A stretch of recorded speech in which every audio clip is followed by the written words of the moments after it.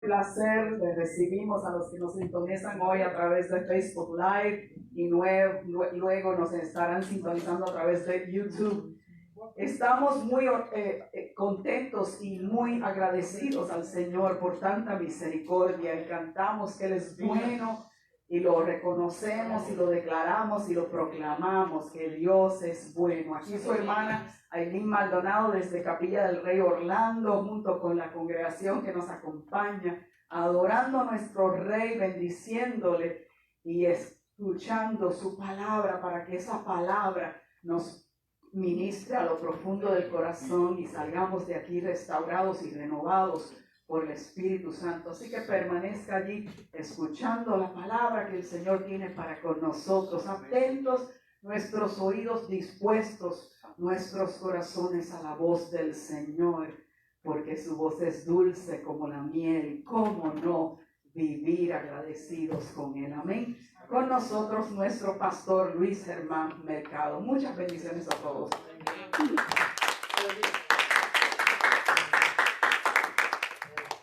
Amado hermano, puede sentarse.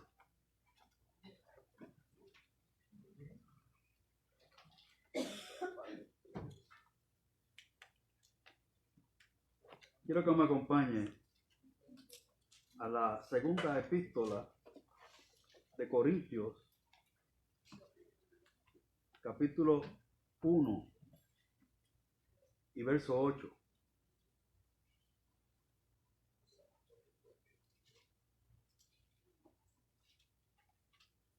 Marca allí el pasaje. Segunda de Corintios 1, 8. Y vamos a leer hasta el verso 11. Marca el pasaje y présteme su atención. El apóstol Pablo escribió lo que tenemos hoy, 2 epístolas. Primera de Corintios, segunda de Corintios. Hay una carta perdida, nunca se encontró, dirigida también a los corintios. Algunos dicen que eran 2 cartas que se perdieron. Pero de las que tenemos, la primera epístola a los corintios trata unos temas fuertes. El apóstol Pablo se dirigió a la iglesia. Había un problema de división en la iglesia. Había problemas de inmoralidad grasos. Había un hombre que tenía la mujer de su padre y estaba en la iglesia. El apóstol trata muchos temas de orden en la iglesia. Es allí en esa carta donde está ese célebre versículo que dice que Dios es un Dios de orden. Allí está, porque había algunos desórdenes en la iglesia. Pero cuando llega segunda de Corintios, parece que en la epístola no es tan enfática. Algunos se refieren a ella como la otra epístola. Pero yo quiero leer de la otra epístola, de segunda de Corintios capítulo 1. Oiga, cuando el apóstol Pablo estaba escribiendo esta epístola, se encontraba en Éfeso. En Éfeso predicaban la sinagoga, demostrando por las escrituras que Jesús era el Cristo. Tuvo oposición de los judíos. Pero Dios estaba haciendo prodigios y señales. Había sanidades. Había inclusive una oposición tal de que se levantaron exorcistas ambulantes. Y el apóstol Pablo da hasta el nombre, los 7 hijos de un tal Esceva, que reprendían demonios en el nombre del Cristo que predica Pablo. Eso ocurrió allí. Más adelante dice que en aquel lugar hubo una conversión tal de gente que practicaba la magia, que un día trajeron todos los libros y todos los utensilios que ellos usaban para la práctica de la magia, y el valor de ellos llegó a 50,000 piezas de plata. Oiga, 50,000 piezas de plata. 30 piezas eran un atractivo. Por eso fue que vendió Judas a Jesús por 30 piezas de plata. Pues aquella vez, los libros de magia que recogieron y todos los utensilios sumaban a 50,000 piezas de plata. Y dice que formaron una hoguera. Hicieron una hoguera y quemaron todo aquello. Era toda una fortuna, pero la quemaron porque habían conocido a Cristo y sabían que aquello no era de Dios. La magia no era de Dios. Entonces, consideraron justo no simplemente abandonar aquello, sino quemarlo. Hicieron una gran hoguera. Eso sucedió mientras Pablo estaba allí. Ahora yo quiero que me acompañe a 2 de Corintios capítulo 1, como les dije. Y el verso 8. Mire qué más le pasó allí, estando en Éfeso. Porque, hermanos, no queremos que ignoréis acerca de nuestra tribulación que nos sobrevino en Asia. Pues fuimos abrumados. ¿Qué fueron qué? ¿Sabe qué es abrumado? Turbados. Fueron impactados sobremanera. Y lo describe todavía, más allá de nuestras fuerzas. Es decir, algo que era superior a nosotros, más allá de nuestras fuerzas, más de lo que podíamos soportar. Es lo que está diciendo. Fue más grande que yo. La oposición fue más grande que yo. Por eso nos abrumó. De tal modo que aún perdimos la esperanza de conservar la vida. Eso le pasó en Éfeso. Si usted busca en el libro de Hechos, nos vamos a buscarlo. Capítulo 19, lo busca más tarde. ¿Qué fue lo que sucedió? Que estando allí, un grupo de personas se levantaron, lo señalaron, porque había un platero que se llamaba Demetrio, que fabricaba templecillos, réplicas de templecillos de la diosa Diana, y eso les daba gran ganancia durante mucho tiempo. Y cuando se vieron confrontados con la predicación de Pablo, lo señalaron diciendo: este hombre viene a tumbarnos el negocio y viene a tumbarnos la adoración a nuestra diosa Diana. Y levantaron un motín. Por eso dice que perdimos la esperanza de conservar la vida. Levantaron un motín gigantesco. La ciudad se levantó. Verso 9. Pero tuvimos en nosotros mismos sentencia de muerte, para que no confiásemos en nosotros mismos, sino en Dios, que resucita los muertos. Amén. Aleluya. ¿Tú ves lo que está diciendo allí? Tuvimos sentencia de muerte aquella vez. Y dice ahí, ¿para qué? Hay un para qué. Oiga, hay un para qué. ¿Por qué Dios permite esas cosas? ¿Para qué? No confiásemos en nosotros mismos. ¿Para qué Dios lo permitió? Para que no confiásemos en nosotros mismos, dice Pablo. ¿Sino en quién? Sino en Dios, que aún resucita de los muertos. ¿Sabe qué está diciendo el apóstol? Confiamos en Él, confiamos en Él, confiamos en Él, no en nosotros. ¿Hasta qué punto? Hasta el punto de decir: pierdo la esperanza de conservar la vida porque la agresión era fuerte, gigantesca.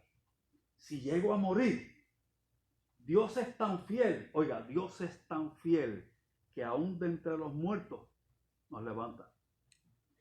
Es decir, el plan de Dios todavía no ha terminado.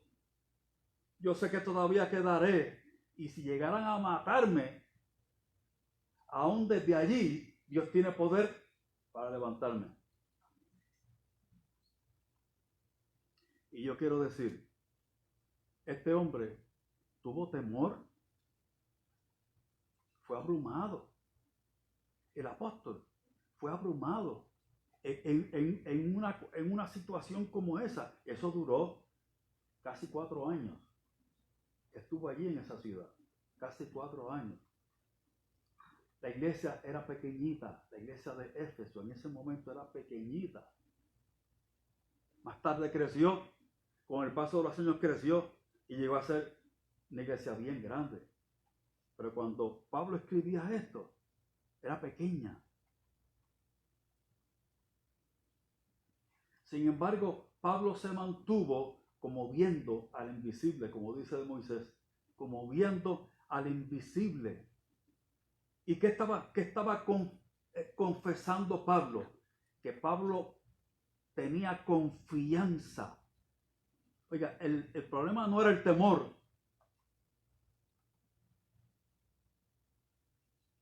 Todos vamos a tener temor en algún momento de nuestra vida, en temporadas de nuestra vida. El problema no es el temor, el problema es la confianza.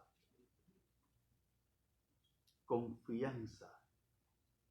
Y una persona que aunque esté en temor, a Pablo prácticamente lo rodearon para matarlo. Había temor, sí, pero había confianza. Entonces, clave, la confianza. Por eso, Pablo señala como la clave en todo esto, la confianza. Fue lo que Pablo desplegó, confianza. Quien dijo que iba a hacer, lo hará, aunque llegue a morir. La tribulación es tristeza, turbación, confusión. La confianza, escúcheme bien, confianza es la seguridad o esperanza de que una persona o personas actuarán de la manera correcta en una determinada situación. Lo que estaba diciendo Pablo era, yo tengo la confianza en Él. Mi confianza está en Él, no en mí. Mi confianza está depositada en Él. Dependo de Él. Ahora miren, como lo dijo Job en el capítulo 31, verso 35. En Job 31, 35 dijo, he aquí mi confianza es el omnipotente. Él testificará por mí, aunque mi adversario me forme proceso. Eso lo dijo un hombre en el momento en que no tenía Biblia, en el momento en que no tenía ni tan siquiera la ley de Moisés. Cuando Job tuvo esta experiencia, no existía todavía la ley. Por eso es que en el libro de Job no se menciona la ley en ningún momento. No hay ninguna referencia a la ley de Moisés. Se le considera el libro más antiguo de la Biblia. Sin embargo, Job, a través de todo lo que atravesó, se mantuvo diciendo y hablando de confianza. Oiga, y tenía temor. Había temor en su vida. Había perdido todo. Estaba solo, completamente solo. Estaba desprovisto, completamente desprovisto, sin saber por qué. Porque usted sabe que Job pasó por todo lo que pasó, porque Dios permitió que fuera probado. Solo sabe usted, porque lo dice el libro de Job, lo dice la escritura, pero él no lo sabía. Job no sabía por qué le estaba pasando aquello. Job desconocía todo. Sin embargo, cuando llegaron sus 3 amigos, los 3 amigos esgrimieron argumentos de acusación. Tú estás así por tu pecado. Era todo lo contrario. Estaba así porque Dios confiaba en él. Eso se escapa a la imaginación, ¿verdad que sí?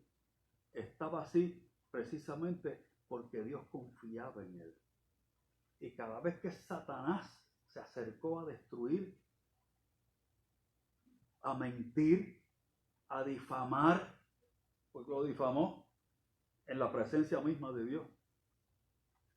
Le dijo, Job te sirve, Job es íntegro, es porque tú le has dado mucha recompensa. Quítale lo que tienes y verás si no te maldice en tu misma presencia. Eso fue lo que Satanás le dijo a Dios. Oiga, a Dios. Ahí está en el libro de Job. No es posible que hombre desprovisto, hombre pobre y hombre necesitado te ame y te sirva. Él te sirve porque lo tiene todo. Y Dios le dio permiso para que le quitara todas sus pertenencias. Oiga, todos sus hijos. En un momento, todo desapareció. Y cuando Job abrió su boca, delante de sus 3 amigos, más tarde llegó un cuarto. Cuando abrió su boca, lo que habló, aun cuando se quejó, dice que en lo que dijo Job, no atribuyó a Dios despropósito alguno. Y en lo que dijo, no pecó. O sea, en ese momento de tanta pérdida, tribulación, escasez, de tanto dolor, de tanto temor, no pecó. En todo lo que dijo, no pecó Job. ¿Y sabe qué dijo? Dios tendrá algún propósito. Yo no lo entiendo.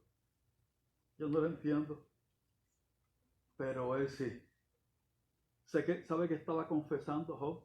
Confianza. Confianza en medio del dolor. Confianza en medio del temor. Que si habrá temor, sí, en nuestras vidas, sí. Que si habrá tribulación en nuestras vidas, sí. Sí lo habrá. La diferencia no está allí, está en la confianza. Abraham está en el capítulo 22, verso 3. No tiene que buscarlo. Yo solo voy a leer.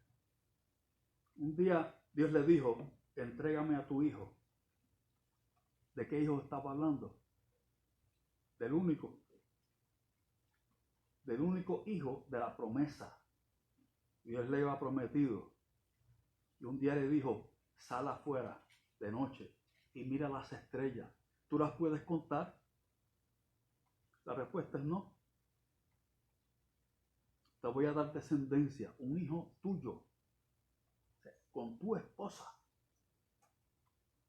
Y a través de él te voy a dar descendencia. Y será como esas estrellas que tú estás viendo en el cielo. Y será como las arenas del mar. Y Abraham le creyó a Dios. Y le fue contado por justicia. Abraham fue justificado por la fe. Cuando el hijo nació y creció, Dios le dijo a Abraham, entrégame a tu hijo en holocausto. Oiga, eso lo leemos fácil, pero ¿sabe qué fue lo que le dijo Dios en solo esa frase? Sacrifícalo. Un holocausto es una ofrenda quemada. Hacían un altar de leña, ponían a la víctima del sacrificio sobre ese altar de leña, encendían fuego y la víctima quedaba inmolada, quemada hasta lo último. Eso fue lo que Dios le dijo cuando le habló aquel día. Entrégame a tu hijo. Oiga, allá había confusión. Deténgase por un momento. Había confusión, porque él había escuchado a Dios diciendo que no se encuentre en ti quien pase su hijo por la hoguera. Era una práctica pagana de las naciones vecinas. Ofrecían en una hoguera a sus hijos. Él sabía que eso era abominación delante de Dios. Pero ahora el mismo Dios le está diciendo, hazlo. Era un momento de confusión. Porque dice el verso que se encuentra en capítulo 22, verso 3. Y Abraham se levantó de mañana y enalbardó su asno y tomó consigo a 2 siervos suyos y a Isaac su hijo y cortó leña para el holocausto y se levantó y fue al lugar que Dios le dijo. Al día siguiente lo primero que hizo fue madrugó, hizo los preparativos, tomó a su hijo y fue hasta el lugar que Dios le mostró. No hubo dilación, no se detuvo para nada. Al día siguiente fue lo primero que hizo. Y llegó hasta el lugar. ¿Y sabe qué dijo Abraham? Lo mismo que dijo Pablo. Dice en Hebreos que Abraham ofreció a su hijo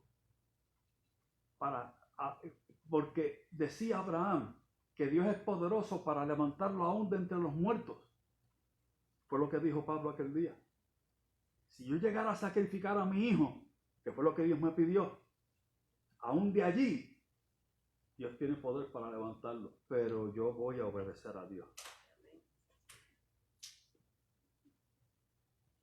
Y dice Hebreos que en sentido figurado, Abraham recibía a su hijo de entre los muertos. Realmente, Abraham llegó a sacrificar a su hijo. Llegó a sacrificarlo, aunque usted conoce el pasaje que dice que Dios le habló, detén tu mano, ahora sé que temes a Dios. Él llegó a sacrificarlo. Ojo, Isaac no era un niñito, ¿sabe? Isaac no era un niño, era ya un joven cuando esto sucedió. Isaac estaba dilucidando todo aquello y le preguntó, Padre mío, aquí tenemos la leña, aquí está la leña, pero ¿dónde está el cordero para el sacrificio? Y la respuesta de aquel padre, dolido, turbado, triste hasta la saciedad, fue, no te preocupes, Dios se proveerá. Ay, ay, ay. ¿Por qué? Porque Abraham confiaba que aún de entre los muertos Dios le podía devolver a su hijo, pero era un necesario obedecer. Y hoy hablamos de él como el padre de la fe. Apóstol Pedro. El apóstol Pedro, este hombre,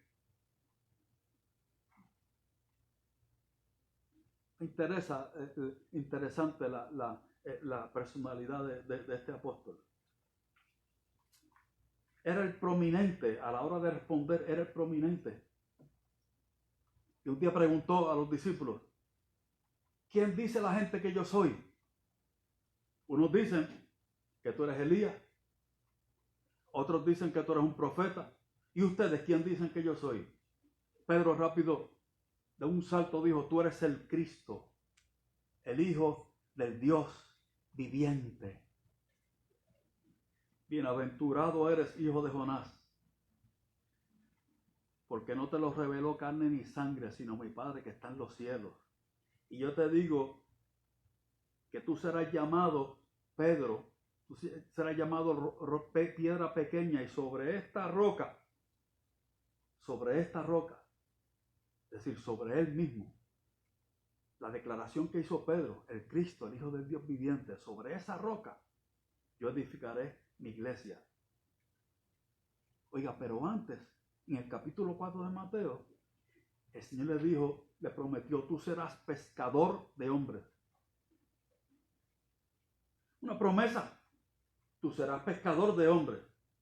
Y Pedro entendió la extensión de todo lo que eso implicaba porque él era pescador. Mateo capítulo 4. Ahora, en este capítulo al cual estoy haciendo referencia, está diciendo, tú eres Pedro, sobre esta roca edificaré mi iglesia, y a ti, oiga, y a ti te daré las llaves del reino de los cielos.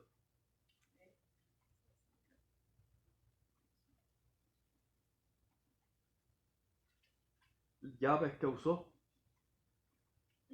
el día de Pentecostés, capítulo 2 de Hechos, cuando puesto en pie delante de una multitud, 30 y tantos días después de haber negado al maestro, se puso de pie. Por primera vez alguien estaba predicando el evangelio, la palabra, lleno del Espíritu Santo. Nunca antes eso había ocurrido. Hombres y mujeres eran rodeados y usados por el Espíritu de Dios en todo el Antiguo Testamento, pero nunca antes nadie había predicado lleno del Espíritu Santo, porque el Espíritu Santo aún no había descendido. ¿Ve cuál era la llave? Pedro estaba abriendo, y dice que aquel día entraron por aquella puerta, entraron como 3,000 personas. Y más tarde predicó otra vez y entraron como 5,000, sin contar mujeres ni niños. Fueron como 15,000 personas. El Señor le hizo promesa a Pedro. Pero en ese mismo pasaje, cuando terminó Jesús su alocución, cambió de tema. Le dijo, el Hijo del Hombre va a ser sacrificado. Y en ese mismo pasaje, Pedro salta otra vez. Le dice, Señor, nada de esto te acontezca. Estoy dispuesto a morir contigo. Y ocurre la también célebre respuesta tan conocida, apártate de mí, Satanás. En un momento estaba recibiendo promesas de él, en otro momento, allí mismo, en esa misma ocasión, está siendo reprendido porque no pones tu mira en las cosas de Dios, sino en las cosas de los hombres.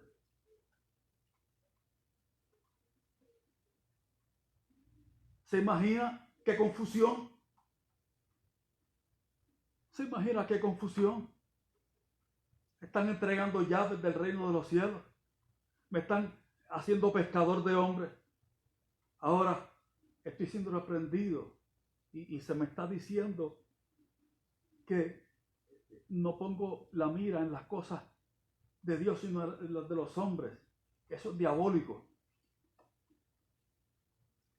Oiga, más adelante, Pedro negó al maestro.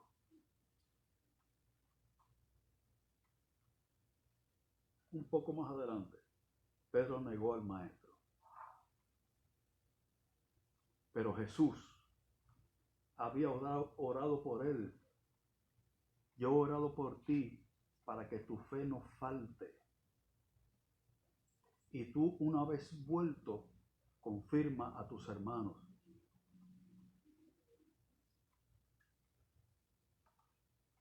Y alguien preguntaría, pero si Jesús mismo oró por él, ¿cómo fue que después llegó a negarlo? Si Jesús había orado por él. Pero la oración de Jesús fue para que Pedro volviera. Por eso le dijo, y tú una vez vuelto, confirma a tus hermanos. Pedro negó al maestro, salió afuera, lloró amargamente. ¿Se imagina eso? Lloró con dolor, un momento de mucha confusión. Pero Pedro confió en el Señor, confió que el Señor le perdonaba, confió que el Señor tenía las puertas abiertas, nunca las cerró, confió que el Señor estaba con sus promesas en pie. Pedro volvió y 37 días después se puso de pie el día de Pentecostés y predicó. Se convirtió en uno de los testigos más fieles hasta el momento que llegó su día de ser sacrificado. Y dice la tradición, la historia de la iglesia, que Pedro fue crucificado en forma invertida, porque consideró que era mucho privilegio, mucho honor ser crucificado así como Jesús. Y pidió que lo crucificaran boca abajo. Pero no negó al maestro. Fue fiel hasta el momento de morir. Pedro confió, aún en el momento de confusión, aún en el momento de extremo dolor, había fallado. Pedro tuvo la lucidez por la confianza. Puedo volver. Yo puedo volver. Se fue. Pedro se fue. Pero puedo volver. Eso es confianza. Esa es confianza que si yo voy, Él me recibe. Eso es confianza. Fue la confianza que manifestó el hijo pródigo de atreverse a volver al hogar del Padre, aún sabiendo que no tenía méritos, ningún mérito. Volvió al hogar del Padre y fue recibido a misericordia, mucho más de la que él pensó. En el momento de mayor confusión, porque si algo confunde es el pecado, y este hombre se entregó a la vida de pecado, pero volvió. ¿Sabe por qué volvió? Porque tuvo la confianza de que sería recibido, aunque fuera como uno de los jornaleros de su padre, aún así. Pero como las promesas de Dios siempre están por encima de nuestro alcance, siempre están por encima de nosotros, son mayores que nosotros. Lo recibió no como un jornalero, lo recibió con todos los beneficios de hijo y lo vistió. Oiga, aquel padre tenía preparado el vestido nuevo para su hijo. Cuando el hijo volvió, no mandó a preparar el vestido, lo tenía listo, esperando el día. El becerro gordo lo tenía listo, esperando el día. No había que buscarlo. Vayan y maten el becerro, el becerro gordo, aquel que tengo allí listo, porque mi hijo ya llegó.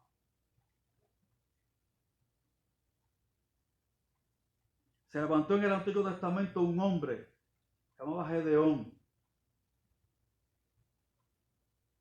En un momento de total confusión en el pueblo de Israel, habían sido sitiados por el ejército enemigo, a tal punto de que ya no tenían nada para comer. Y lo que ellos cultivaban, lo poquito que les quedaba, tenían que esconderlo. ¿Usted conoce la escasez? ¿La ha conocido? Yo la he conocido. Yo sé lo que es escasez. El ángel de Jehová se manifestó a Gedeón y le dijo: varón, Gedeón, varón esforzado y valiente, el Señor está contigo. Y si Dios está conmigo, porque estoy así, si el Señor está con nosotros porque estamos así, no se supone que estuviéramos así. Pero ve con tu mano fuerte, porque tú vas a libertar a este pueblo de la opresión del enemigo. ¿Sabe qué sucedió? Que Gedeón, cuya autoestima estaba bien débil, su autoestima estaba bien bajita, bien, muy maltratada, creyó, porque quien le hablaba era el ángel de Jehová. Oiga, era el Cristo. El ángel de Jehová era el Cristo. Esto fue una cristofanía. Se le apareció el Cristo, aunque todavía no era Jesús, no había nacido. Pero allí estaba el Cristo. Y le prometió. Y Gedeón le creyó. ¿Y sabe qué hizo después? Le ofreció ofrenda. Le dedicó una ofrenda. ¿Sabe por qué? Porque Gedeón confió. Puso su confianza en quien le había prometido. David recibió promesa de ser rey de Israel. Y lo que le pasó fue totalmente lo contrario. No fue rey de Israel y durante 11 años vivió errante, huyendo del primer rey, de Saúl. En esos 11 años vivió de todo. Pero lo que más me llama la atención es que quien único se le acercó, sus súbditos, los súbditos del rey, fueron 400 hombres, que dice la Biblia que eran amargados de espíritu, endeudados, fugitivos. Allí había de todo. En esos 400 hombres había de todo. Y nada era deseable. Todo lo que tenían eran malas cualidades. David los recibió. Y se formó un ejército de 400 hombres. ¿Se imagina? ¿Qué ejército? David no los menospreció. Los recibió. Oiga, David los entrenó. No solo para hacer la guerra. David los entrenó para que vivieran bien. ¿Qué pasa con aquellos 400 hombres? Dice la Biblia que cuando David llegó a ser rey, aquellos 400 hombres eran sus valientes. Se refiere a ellos como los valientes de David. Ya no eran los amargados de espíritu, ni los endeudados, ni los fugitivos. Eran los valientes de David, que aprendieron en aquellos años con David a confiar que Dios tenía más, mucho más que aquellos que estaban viviendo. Y que Dios podía hacer de ellos algo bueno, encomiable, de victoria. Y eso fue lo que ocurrió. Y el fin de la historia de aquellos 400 hombres dice mucho. Algunos dicen, el árbol que crece torcido, torcido se queda. ¿Sí? ¿Usted ha escuchado eso? Y yo quiero decirle que eso es verdad. Eso es verdad. Usted tiene un árbol, ¿ha intentado eso alguna vez? Enderezar un árbol torcido. El árbol siempre va a ganar. El árbol torcido se queda torcido. Pero el hombre, nosotros no somos árboles. Eso es cierto en relación a los árboles. El hombre no es un árbol. Que torcido, mire, lo más torcido lo endereza Dios. Por eso dice la Biblia que por Jehová son ordenados los pasos del hombre. Los pasos del hombre que estaban torcidos, los ordena Dios. Ya no está más torcido. Dice Proverbios 14:26, en el temor de Jehová está la fuerte confianza. El problema no es el temor. El temor llegará. El problema es la confianza. ¿Cuánta confianza? ¿Cuánto confío en quien dijo que iba a hacer? Lo hará. Quien dijo, voy a estar contigo todos los días hasta el fin del siglo, lo hará. Que Él es fiel. Que Él respalda y cumple todas y cada una de sus promesas. Aun cuando hay un motín y parece que la vida está al punto de perecer. Termino. Jesús en la cruz dijo, Padre, ¿por qué me has desamparado? Oiga bien, si miráramos detenidamente qué fue lo más difícil que atravesó Jesús. En ese relato de la crucifixión, en todo eso que ocurrió, hubo rechazo, hubo burla, hubo blasfemia. Eso fue difícil, bien difícil. ¿Sabe qué fue lo más difícil? La soledad. La soledad. Por eso, cuando ya le quedaban minutos de vida en este mundo, una de sus últimas palabras fue: ¿por qué me has desamparado? ¿Desampara a Dios a sus hijos? No. Jesús le está diciendo al Padre: me has desamparado. ¿Por qué? Le está preguntando ¿por qué? ¿Por qué, Señor, me has desamparado? Es que en ese momento estaba Dios cargando el pecado de toda la humanidad en Él. Y donde hay pecado, Dios no puede estar. En ese momento estaba cargando el pecado suyo y el mío. Allí, en ese preciso momento, se convirtió Jesús en pecado. Dice el libro de Efesios que por nosotros Dios lo hizo pecado, lo hizo a él pecado. Jesús se convirtió en pecado. Allí había pecado. Todo el pecado de la humanidad antes de él, sus contemporáneos y los futuros, nosotros, estaba concentrado en ese momento allí. Dios no podía estar allí. Pero mire cuáles fueron sus últimas palabras. En tus manos encomiendo mi espíritu. En aquel momento tan difícil de cargar el pecado de toda la humanidad, Jesús iba a terminar diciendo: en tus manos encomiendo mi espíritu, porque Jesús confiaba en el Padre. Me entrego, te entrego todo, a ti que eres mi Padre. En el momento de mayor dolor, y mire que había dolor físico, dolor hasta la saciedad, inimaginable. La noche antes hasta sudó sangre, grandes gotas de sangre. Aquel día agonizaba de una manera espantosa, lenta, se desangraba, sus pulmones colapsaban, ahora todo su cuerpo pendía de su tórax. Sus pulmones estaban colapsando, le faltaba el aire.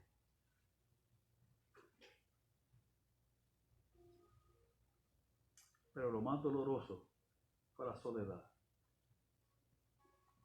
Y en el momento de soledad preguntó por qué. Y él mismo terminó confesando: en tus manos encomiendo mi espíritu. Sabía que el Padre es fiel.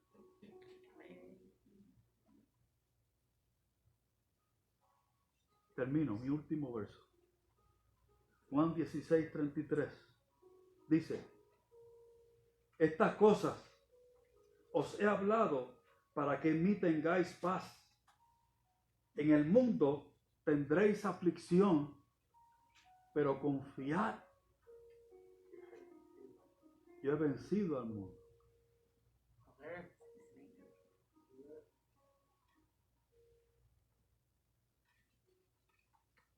Recuerdo el día cuando yo leí este verso por primera vez. Lo recuerdo vívidamente. En el mundo vas a tener aflicción. No es que podrías tenerlo, es que la vas a tener. Pero confía. ¿En quién? ¿En el mundo? No. Confía en mí. ¿Por qué? Porque yo he vencido al mundo. Esa victoria sobre el mundo no implica que nos vamos a sufrir. Tendremos aflicción. pero confía que ahora el mundo no te controla y no tiene poder sobre ti, aunque sufras. Confía que la última palabra la tengo yo. Confía que yo estoy presente en tu vida, aun cuando estás pasando por un momento difícil. Confía.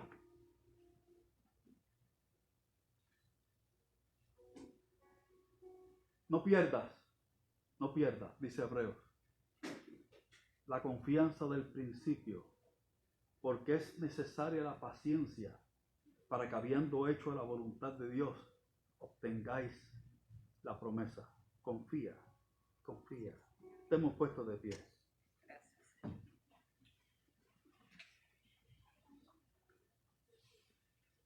Es la confianza.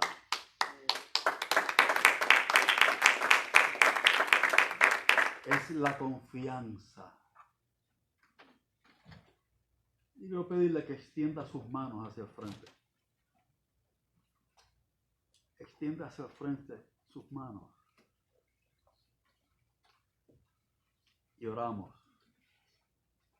Señor amado Jesús, extendiendo nuestras manos, mirándote a ti en esta hora, confesamos que confiamos en ti.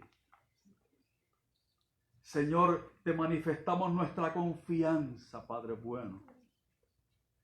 Y confesando y creyendo que tú estás presente en nuestra vida todos los días hasta el fin del siglo. Confesamos y creemos, Señor, que si tú estás presente en nuestra vida, es la gran diferencia.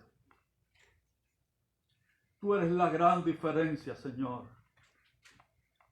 Por eso en esta hora te manifestamos confianza, certeza de que tú harás lo que dijiste que harías, porque tú eres fiel.